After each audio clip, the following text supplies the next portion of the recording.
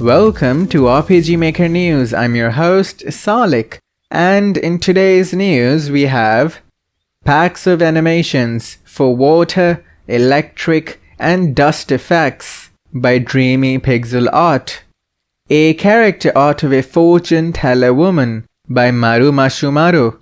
In plugin releases for today we have an MV plugin by Equal Delight that makes it easier to create an array inside variables, an MV and MZ plugin by Dev with Coffee that can change where the save files are stored, and an MZ plugin by Death Alice that allows adjusting the gate speed of time progress battles with a variable, and lastly, a sound effect pack of voices for RPG characters by Pilatho.